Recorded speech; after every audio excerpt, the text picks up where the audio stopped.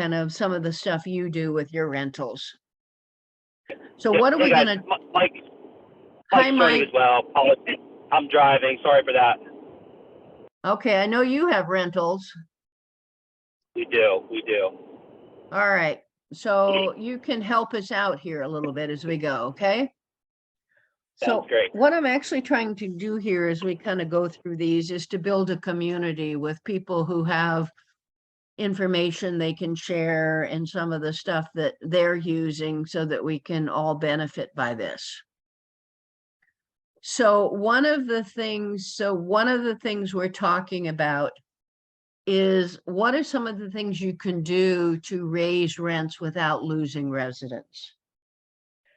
And so I'm going to start off by saying, for me, this is a balancing act. Particularly now, it's a balancing act because rents went up so much during COVID time because there were no evictions, there were basically no vacancies. And now there are more and more vacancies showing up. And so there's some downward pressure on rents. So it becomes even more important. So one of my underpinning kind of factors always is to remember that turnover is your single biggest controllable expense. And so there's a lot of effort, for me at least, that goes into trying to make sure our property managers keep residents, that we don't lose residents. So some of that is not the obvious things about kind of raising rents. It's the things around it. If you were on the call last week, we talked about performance measures and the measures related to service and access, quality, and cost. So if I want my income, my not net operating income, to stay up and get better, that I'm not going to do that by strictly raising rents. I'm going to do that by focusing on how do I improve service and access, and how do I improve the quality of what I'm offering. So that's always in the back of my mind. So let's kind of using that's kind of the framework for what we're going to talk about on these slides. So I'm always going to be doing at least a semi-annual, that's maybe semi-annual is better than biannual, rent survey of what's going on in the area. What is the competition offering? So not only what are they charging, but what is included in that rent? So are they including Wi-Fi services? Are they including trash? Are they including water? So what is included in that? And that's going to be my basis. So we've talked in other presentations about trying to keep rents, for me at least, I am trying to keep rents about 5% or so below the average, below what people are charging. And if you're thinking about it, my single biggest controllable expense is turnover. So I want to control that. And one of the ways to do that is to keep rents slightly lower than everybody else. So if somebody wants to move in the general area where we are, then they're going to need to not only pay for the move and all of that entails, but they're going to likely have higher rents.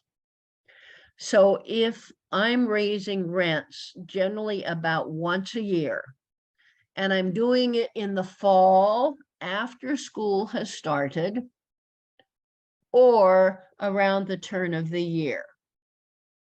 And what I tend to do is to not raise rents when the leases are up, because I want people to view the new lease or the new thing as a benefit, as a anniversary gift as opposed to a new lease signing. So typically on our properties, the rents go up the same time for everybody every year. And we tell people when they come in that there is going to be annual rent increases unless something really significant happens.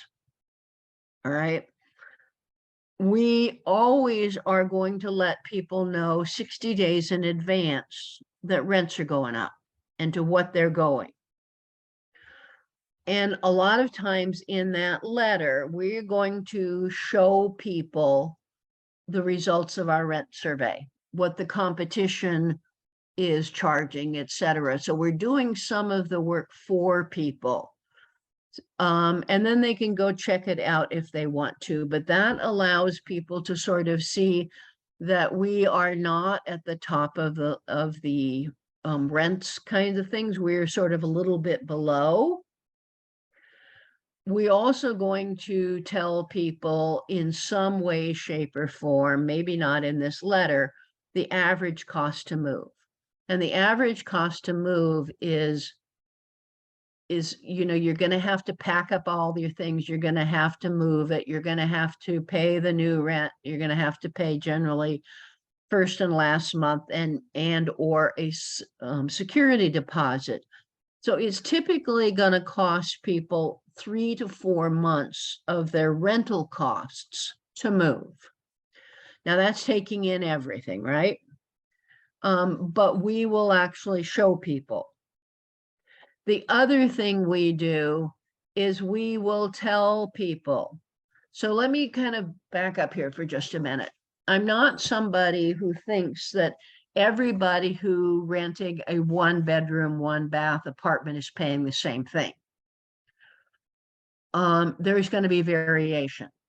And so one of the things I am typically going to do is say, if I want to raise the rent $30, let's say, for the year, then what I'm going to tell people is that we're going to raise rents $50 or $60. And that if that is beyond what you can afford or beyond what you think is fair, to call us, and we want to be fair, and we will try and figure out a reasonable middle ground. And that's an important word. Middle, that tends to mean to people somewhere in the middle of that. So if I wanted $30 and I tell people it's going up $60, most people are going to come in at $25 or $30, right? Not everybody's going to call you, but a lot of people are. The people that I don't want to lose, that are good tenants, that pay on time, that don't have the police coming, that are not an issue, I am much more likely to negotiate with, to find something, because I really don't want to lose them, right? So I'm going to ask anybody what do you do to try and avoid losing residents? Jane, Sharon, and my friend who's out there driving. Anybody care to share, please?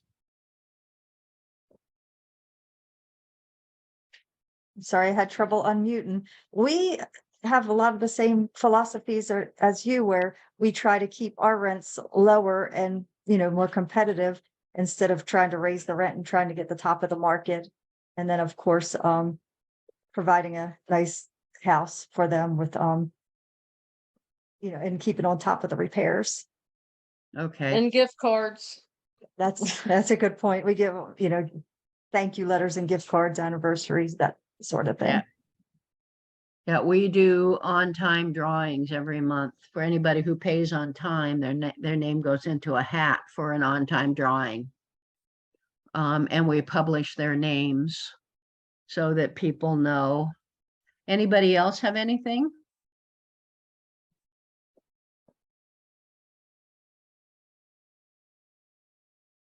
Okay, so let's move on then. So I'm going to offer more than 4 walls and a floor. Now, this comes back to the idea of not everybody's going to be charged exactly the same thing. So I'm going to talk a little bit more, but a lot of our focus is on anniversary gifts. And typically, I'm just going to kind of see if I can. All right. So one of the things we try and do, we do kind of an annual or semi-annual customer satisfaction survey. And part of that, it was going to ask people about what amenities or upgrades they would like to see in the property, what ones they might be willing to pay extra for if you made them available. And even if you have 15 or 20% of people taking you up on something, that's a net positive to your bottom line. So that comes back to that 4th bullet down there is, actually the 3rd bullet there is offering anniversary gifts, treating people like with a great deal of respect and care, because they're actually paying your mortgage for you. So they deserve to be treated well, particularly the people who pay on time and don't give you a lot of headaches. So as you do that over time, you increase the quality of your residence. We're going to give an anniversary gift and not ask them, not focus on signing a new lease. Now, we may sign a new lease. We may just have a, kind of property rules that people sign, but we are going to offer, if we want to keep them, 2 to 3 options. And so here are some things you might want to think about. Now, these are not typical and they're not the ones we usually do. We will offer things like, we're going to make an offer for people and they're going to get to pick one. So typically the things we may offer are, do you want a room painted? Do you want new carpet or new tile in a certain room? Do you want ceiling fans, a new light fixture? Do you want it's going to be something that generally benefits the property. So now this is backing up a little bit, but we always put aside, when we are looking at our properties, we always put a certain amount aside every year for reserves. And that's to upgrade the units or to keep them upgraded. And so one of the things that we may see is that, the carpets in the bedroom, I'm making this up, are getting kind of yucky. And so one of the things that we're going to want to change them out over the next, 2 or 3 years. And so one of the anniversary gifts we may offer is to change out the carpet or to put in tile or some kind of laminate flooring in one of the rooms for people. So that may be one of the 2 or 3. We may want to upgrade the lighting fixtures, and that may be one. We may just want to give the place a good, a good cleaning, and so we'll offer to shampoo all the carpets. So we're going to link it with some of the things that we think we need to do to keep the units up. And then you give people a choice. So one of the things that you can also offer is, a TV, if that's a possibility. You might offer to mow their common area if they have something like that. You may, now this one gets a little more expensive. but you may offer to share with them, I'm making this up at the moment, the expense of putting in the hookups for a washer dryer and then get a stackable washer dryer. A lot of these things are actually going to improve the value of your apartment and what you could rent it for, right? But it is linked to something that your resident sees as valuable and would like to have. Okay. So I can do one of two things here. I can keep the amount low, so it's, 50 to $100. Or I can think about the things that I need to do, that I'm wanting to do strategically or tactically over time to increase the value of the apartments. And I can offer that and know that the money that I would have put aside for this unit is going to that. Does that make sense to people? Did I explain that so that you understand what I'm talking about here? And somebody just tell me, I'm not sure I was clear. I got it. Makes sense to me. All right. Anybody else? Wayne, Charlene, Tavia? Okay, great. Hey, Okay, Nicole, Yes. maybe for the mowing the mower, maybe we it's a little bit more related to mobile home parks, is what you're saying, right? For maybe we'll Yes. mow their lawn. Okay. Yeah, it absolutely is. It absolutely is. And that's an ongoing issue with a lot of manufactured housing communities, mobile home parks, is that keeping those, the outside of the unit looking well. Okay. All right. So the other thing we're going to do, whoops, okay, is that we're going to try from the beginning to put some of these things into our rental agreements. And that means from the time somebody is moving in, you're telling them how you're running your property and that it is different when everybody else is doing. One of those is we're going to offer more than 4 walls and a floor, and we just talked about that in the last slide. Some of the other things, particularly in some of our C-class properties that are more blue collar, the issue a lot of times is that all of people's bills come at the first of the month. So we can do one of two things. We can offer to let people pay every other week, or we can set their payment on the 15th or 17th or whatever that is in the month. But then if you're going to do that, those rental agreements begin on the 15th or 17th. So you're not going to let people live in that place from the 1st to the 15th free. So you have to have been talking about and thinking about this with people. So one of the things, particularly in some of our lower income properties that are kind of blue collar, we have people who are on fixed incomes, and that can include Social Security, it can be SSDI, it can be other things, and they don't get paid until the third Wednesday of the month.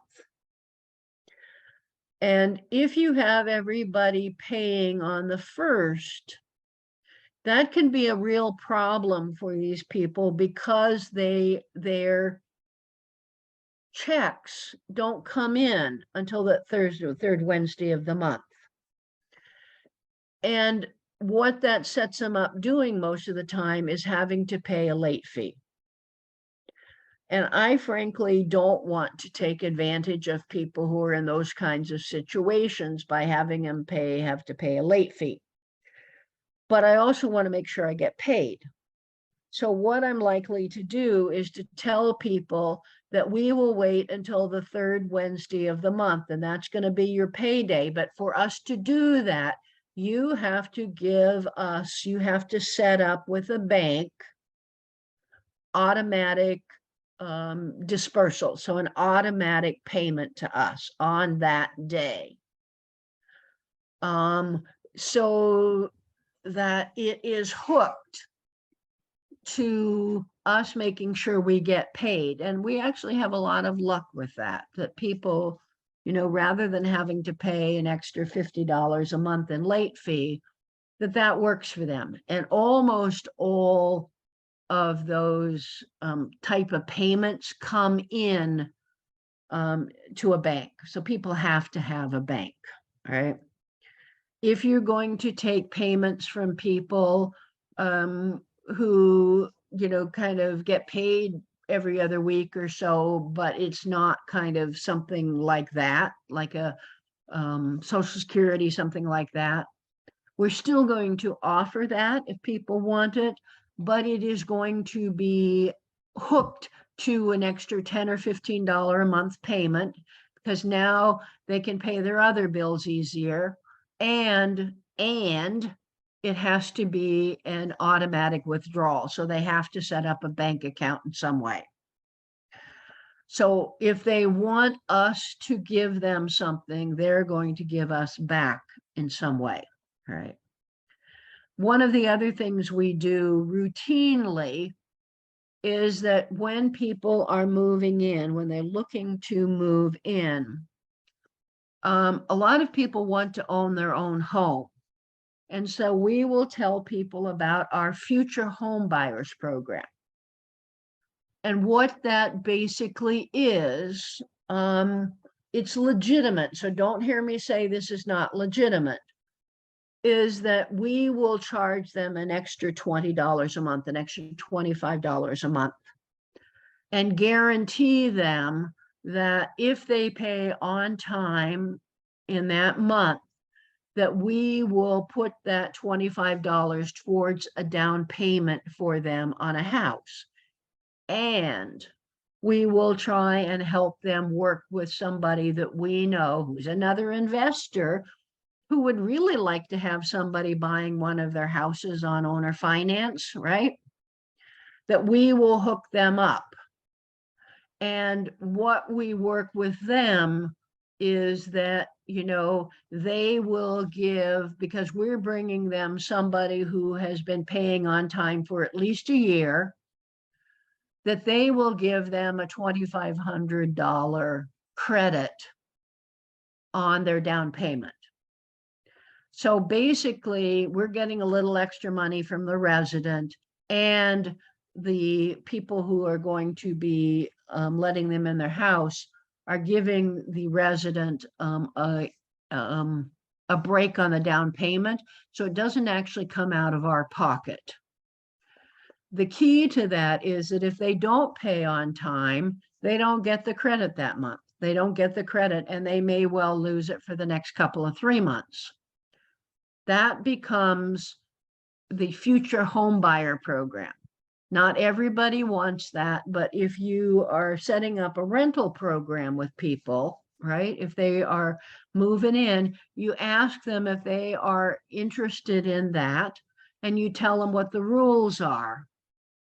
And we give people like a quarterly report that's just a little, kind of thing that here's how much you have in your account for a down payment on your house.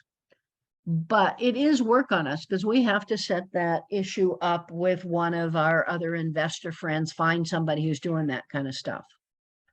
And then we have the maintenance guarantee, that if something, we know, have a standard that things should be completed, any work order, within 48 hours, unless it's A, an emergency, or B, we have to order something that's not going to come in. And if it takes more than 72 hours for us to get fixed, they get free rent for the days 3, 4, 5, however many days after 72 hours until we get it fixed.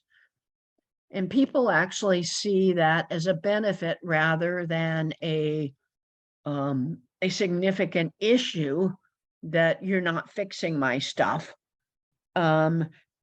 Because they are getting something in return. All right, so that's what I want to talk about that.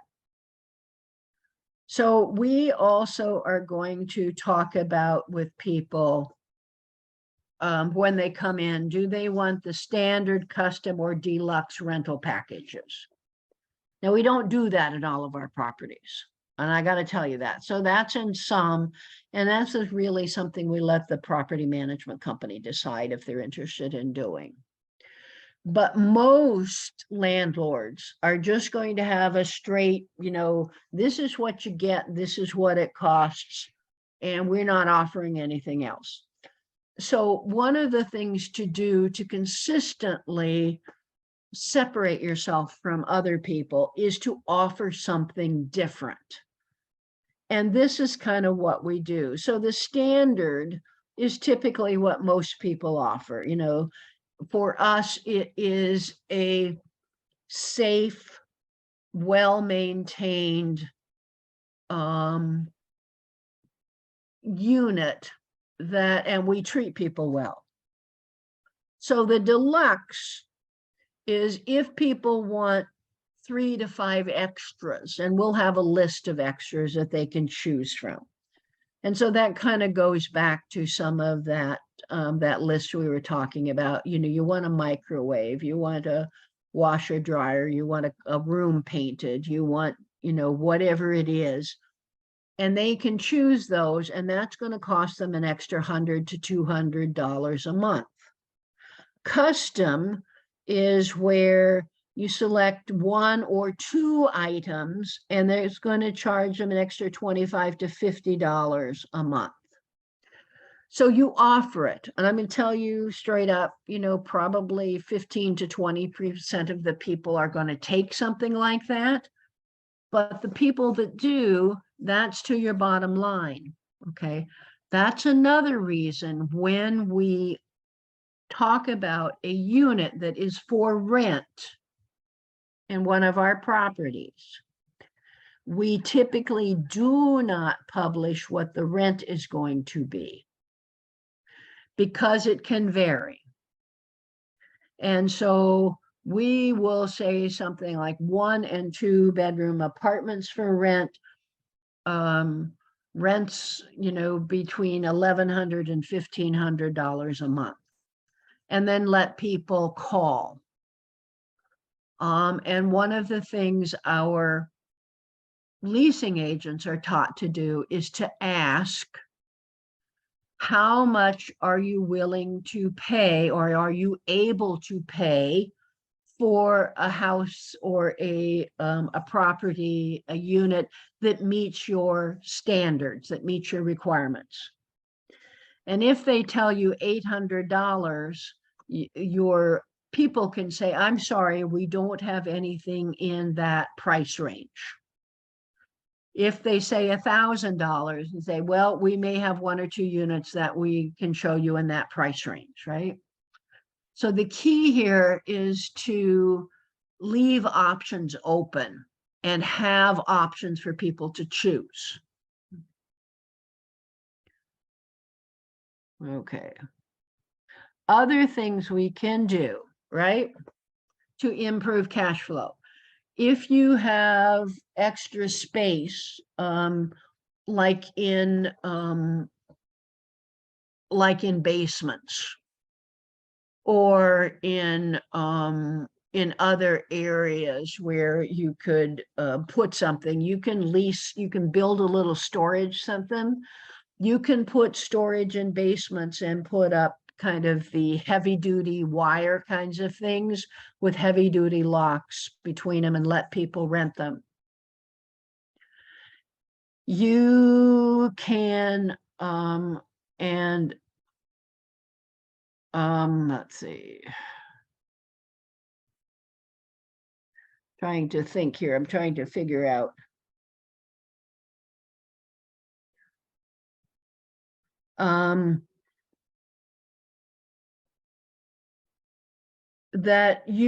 One of the things we always do is we do try and give people a handout or a packet that connects them to the neighborhood. Has information about the businesses in the area. We will typically put some discounts, kind of coupons for local pizza parlors, for Starbucks, for kind of local businesses, so people can be a welcome to the neighborhood. we typically take pets. We do take pets. Because we will get a $200 to $300 non-refundable pet deposit for each pet. People can have up to 2 pets, but our insurance is going to say what kind of pets they can be. And there is also an increase in monthly rents other than that.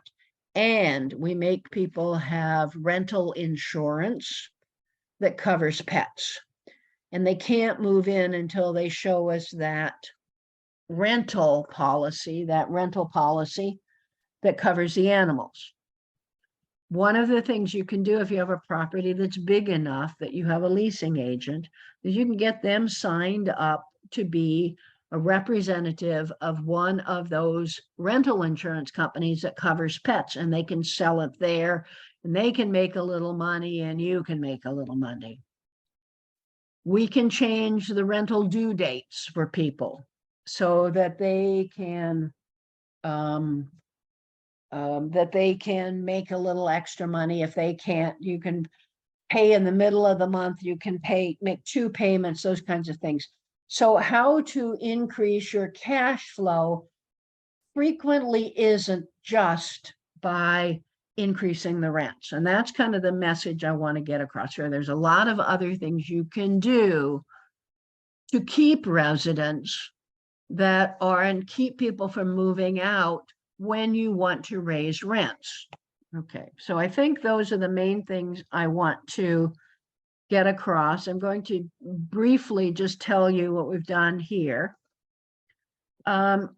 If you want, we have a webinar. It's on multifamily. It's 2 to 3 hours. That just kind of talks about more than we can on this Teaching Tuesday about various things about what we teach and what's included in that. And that's that Passive Wealth webinar. If you have questions, you can send those questions to support@passivecashflowforlife.com. And our website, we have a 30 module class that teaches all aspects of multifamily investing, from, kind of markets to acquisitions to raising private money to managing property managers. And you can go to the passivecashflowforlife.com website to see what all of those classes are. So it's about 36, I think it's 36 classes, and there's about 60 hours of material on there. So if you want to get started in multifamily, this is a good way to do that. Okay. We do these Teaching Tuesdays every Tuesday at 6:30. They're free. There's nothing about them. We're willing to answer questions about everything. And those, we record these classes, and they are up on our YouTube channel in a couple of days after the class. And that YouTube is a multifamily, you see it there, multifamily passive cash flow. And it also has in that playlist all of the other Teaching Tuesdays we've done. So at this point, I'm going to open it up to questions. And the first thing I'm going to say is, James, did I forget anything? No, I think it was great. You covered everything I could think of. All right, have we got any questions there?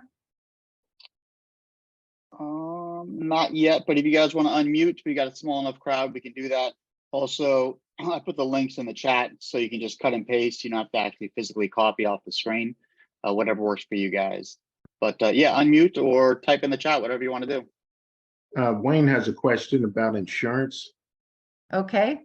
Do you ever require, pets or no pets, the renter to have their own renter insurance? I heard you mention for pets, but is it a good idea to think about them having their own insurance even if they don't have pets? So here, I probably misspoke, or I wasn't clear. I wasn't thinking, but that's a really good question, because what we actually require is renter's insurance, and it's in the lease. But if they're going to have pets, it needs to be a renter's insurance that covers pets. So yes, I mean, and we make sure people understand that the renter's insurance, that if something happens, we carry liability and we carry coverage on the unit, but we don't cover anything related to their belongings. That's why we really require that they have renter's insurance. If we sell renter's insurance as part of what we offer, the other thing we can do to people is just tell them that renter's insurance is generally, $30 to $40 a month, in that range, that we can raise their rents by that and we'll just pay the insurance to keep their policy up. So we have an ability to kind of set that up, and then it protects us, it protects them. Most people don't take it, but it's something to think about. That answer that question? Hello? Yep. Okay, great. Thank you.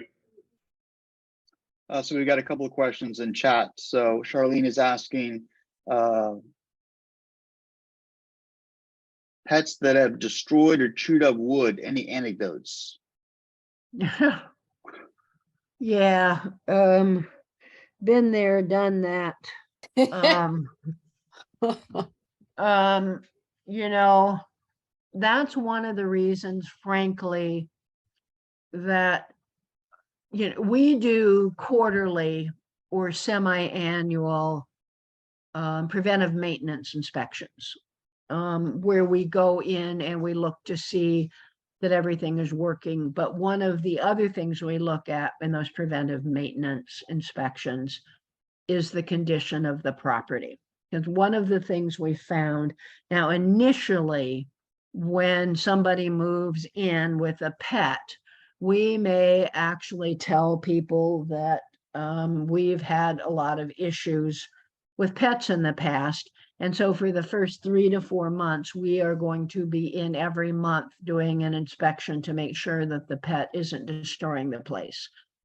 And we will tell people that if there are issues with pets, that they are not maintaining the property, they're, tearing things up, that they have the choice to get rid of the property and get rid of the pet or move, and we enforce it. So, a lot of this is just risk mitigation. And it is understanding that you need to be on top of that from the beginning. And that's one of the things in your lease is you're going to do preventive maintenance inspections. And if they have pets, we're going to be in at least quarterly, and the first quarter monthly, to make sure that we don't have damage from pets. That catch that, but pets there's certainly a downside to pets. The upside is that only about 30 to 35% of landlords will allow pets. And so you have a bit of a captive audience, and it's easier to get your places rented. But I know a lot of people who just don't want pets under any circumstances, and that's fine too. I mean, that's your decision. Based on kind of what you want to do. So permit me to ask another granular question. So if you have pets, let's say you have within the property, there's common space because there's stairs and there's, a foyer lobby, and then there's a yard. So the situation of just because somebody's pet doesn't weigh very much, this pet still might be intimidating to somebody, or, what about the issue with poop in the yard, things like that? Does it weigh, does it kind of the benefits outweigh the little drama things? It really depends. So one of the things, if we're going to allow pets, and I'm always trying to figure out, is there a place on the property where I can fence around, that's big enough that I can fence around and I can call it a dog park? Okay. So that's going to cost me a little bit of money, but I can put the the pooper scoopers, and I can put I can put other things in there, and we can limit where animals are going to go. You're always going to have some issues of, people not picking up Yeah, poop and other kinds of things, and but we also have people coming on the property with other pets that don't live there and do that. I mean, it's not as frequent, but and that's, again, you have to kind of weigh what you want to do and what you don't want to do. okay. Good one. Thanks for your experience on that. So we have a couple of questions in chat, and then someone has their hand up. Paul, I'm going to get to you next. Hitanshu, I'm coming to you first because it's about renter's insurance, which we're talking about right now. So Hitanshu asked, do you have a way to assure that the renter's insurance is kept active all the time? And the short answer is no. That's one of the reasons in some of our properties we have gone to selling the renter's insurance. Now, some renter's insurance will let you let the owner, like you do with homeowners insurance, where they have others insured as named others. And so that if you can get that with a rental insurance policy, then if the rental insurance lapses, you get notified, just like you would if you were carrying a mortgage, on an owner finance property. And there are several companies that will do that. But the only way I would know to do that is to make sure, semi-annually or annually, that, they have evidence that their renter insurance is current, or that you get them to that they can call to check, that you can call to check that their renter's insurance is current. But if you make sure it's in the lease that it's required, renter's insurance is required, and they don't have it and something happens, they have nothing to really fall back on.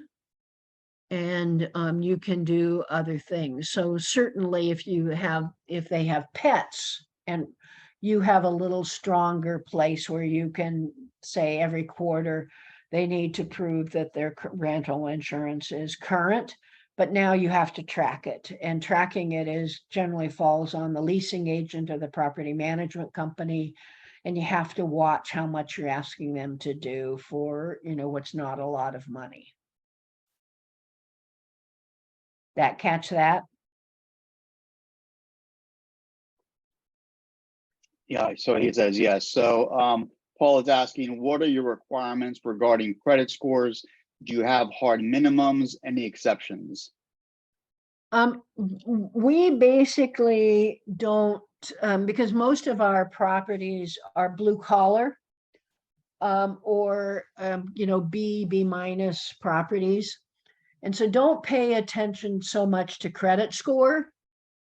What I pay attention to is we do get a credit report, but I don't put much weight on the score. What I put weight on is, are they paying their cable bill, their phone bill, their electric bill, the other things. So an awful lot of people who are renters have outstanding things for cars. They have outstanding things for medical bills, etc., from the past. And I frankly don't put a lot of weight on them. So it's more current bills. And if they're not paying their phone bill, chances are they're not going to pay me, right? So I pay more attention to those kinds of things and then to the actual credit score. Okay, great. Melvin, you want to unmute? You're up next. Hello, everyone. Hey. Hello. I had a quick question. I'm going through an eviction with a tenant because of a pet issue. Okay. The tenant does have renter insurance, and I want to know what's the next step for me? Should I put in a claim against the renter's insurance because of the damage that the pet caused?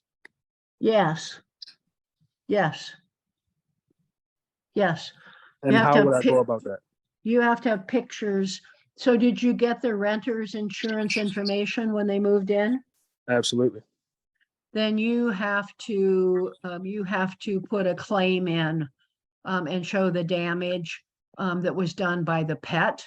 Now, not all renters insurance covers pets, which is why I was making the emphasis is you need to make sure that the renter's insurance they have covers damage by pets.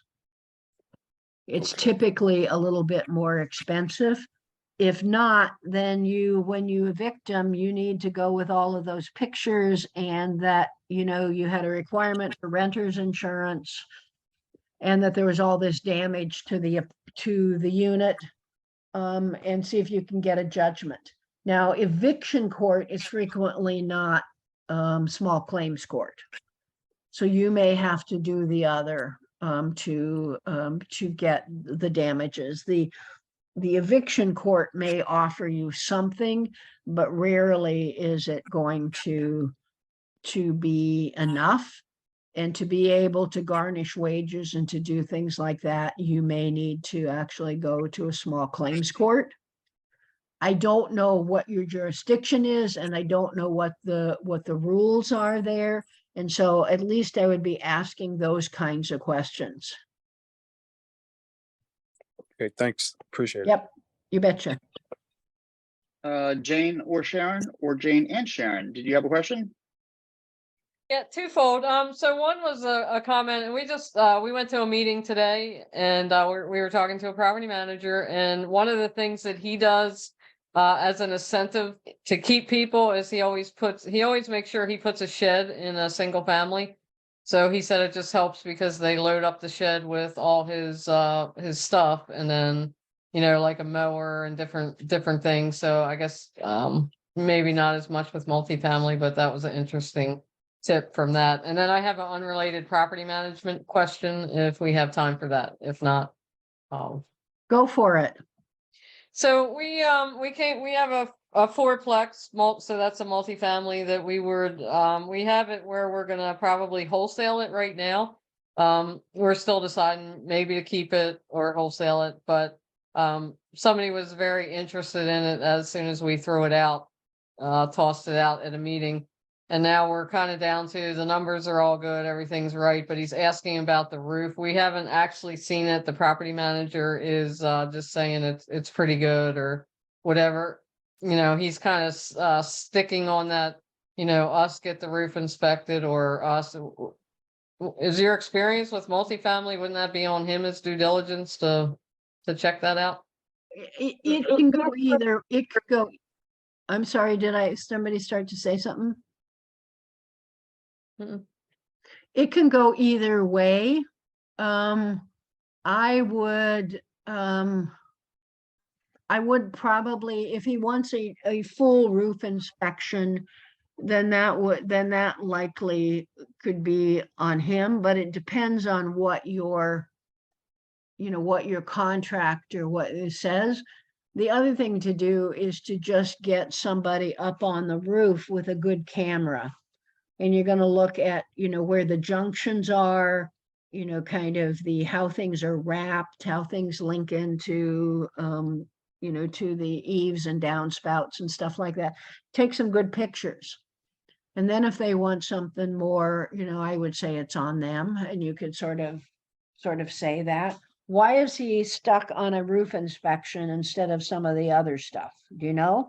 Yeah, I don't know. And like, we're just, it's from somebody else that we've not seen the property. I mean, and typically if we were going to purchase this ourselves, we would go ahead and do that. Yep. We would do all, like he's asking for comps, and the two things he's asking for is comps, and he keeps harping on the roof. If I were going to purchase this ourselves, I would make sure the comps were what they were, and I would have somebody go check the roof. Yeah, I wouldn't instead trust of- anybody else's comps, that's for sure. No. But the roof, I've seen those go kind of go either way. So, I mean, that's part of what you negotiate kinds of things. So, you know, if there doesn't appear to be any problem, then, you know, you can also put into the things that, you know, we will, now I don't know where you're talking about, Jane, but something to think about is that you can buy a 1 to 2 year, you know, kind of like you have on the, you know, on the plumbing kinds of things where you buy insurance for a year or 2 years, that it's in good shape. You know, and maybe with roofs, it's a 5 year, and it shouldn't cost you more than $200 or $300, I wouldn't think. You know, that, you know, but because somebody can go look and see, you know, but that's a possibility. I mean, when you sell a house, a lot of times you're going to offer them, you know, kind of an insurance policy for all the main structures and all the main systems Gotcha. for a year. And so I actually don't know if they have that for roofs, but it'd certainly be worth asking. Okay, cool. Yeah, it's in Gary, Indiana, which is why, I mean, we have other stuff there. So, and Yeah. I could send my contractor there, but then I'm like, why am I paying my contractor when it's a as is kind of thing that you should probably do your own due diligence? But I thought maybe I was missing something with multifamily. And the property Yeah. manager said that nothing's leaking, everything looks good. But, you know, it's not like there's an issue that's a glaring issue with the roof. Well, I can understand. I mean, I can understand it from the buyer's perspective too, in that, you know, roofs are one of the most expensive things to replace. True. But it's not more expensive than the HVAC systems and the, you know, and the major, you know, kind of drain, you know, the sewer and water kinds of things.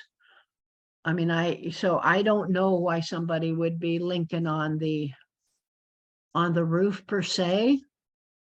You know, actually because roofs are pretty easy to look at and get somebody to kind of get up on a roof and take some pictures and things like that for $40 or $50. I'd be more worried about the sewer, particularly if it's an older Sure. building. I would actually like to, it's a lot of times if I'm doing one of my due diligences to have cameras, the